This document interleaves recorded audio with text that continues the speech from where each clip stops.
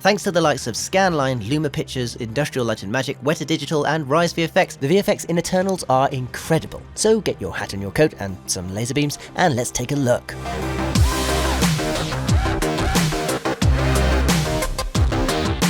Industrial Light and Magic developed the majority of Deviants for this movie, including 2 of 3 stages of the main Deviant character, Crow.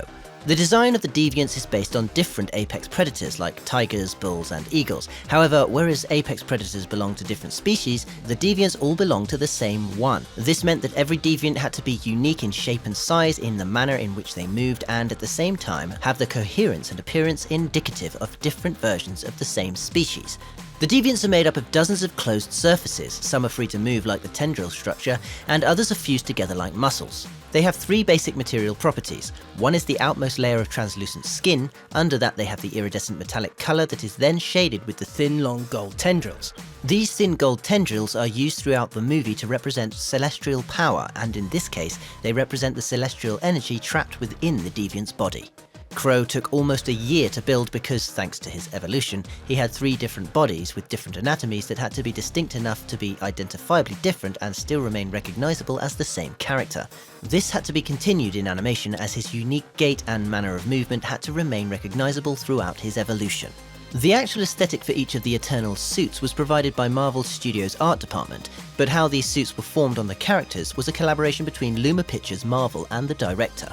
Olivier Dumont, who is a senior visual effects supervisor at Luma Pictures, told us that this involved a lot of toing and froing between themselves and the director because they had to establish a visual language between all 10 characters so that the audience could understand the characters' different powers. Since each character's suit had its own distinctive linear symbols, Luma used these as a guideline for forming the suits. These lines would then be made up of thin gold tendrils that represent celestial energy, and the signs on the wall would then connect these celestial energy lines to the characters as if they were 3D painting the symbols on the suit. From these symbols, multiple layers of effects span out, revealing the rest of the suit. Scanline dealt with most of the comic scenes in this movie, including the Big Bang montage, Ajak and Cersei's meeting with Arisham, and the World Forge. The design of the World Forge still was clear even after principal photography had finished. The initial idea was to use multiple copies of the Domo spaceship as a base for the environment and therefore hint at the possibility of there being more Eternals out there. The director wanted to use bold colours based on Jack Kirby's original illustrations to capture his spirit within the environment.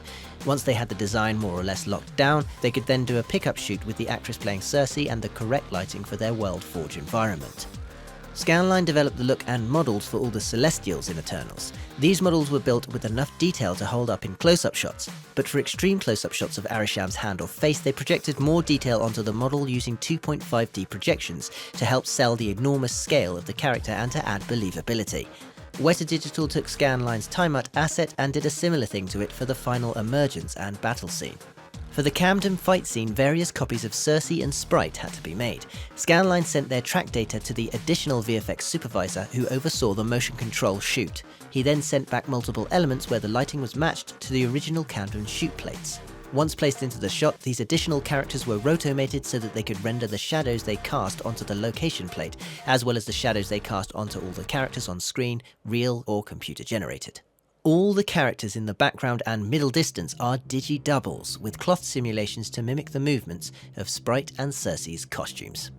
Please give us a like if you enjoyed this video. Don't forget the links to the music used in this video are in the video description, and be sure to let us know in the comments, as always, which movie VFX you'd like to see behind next.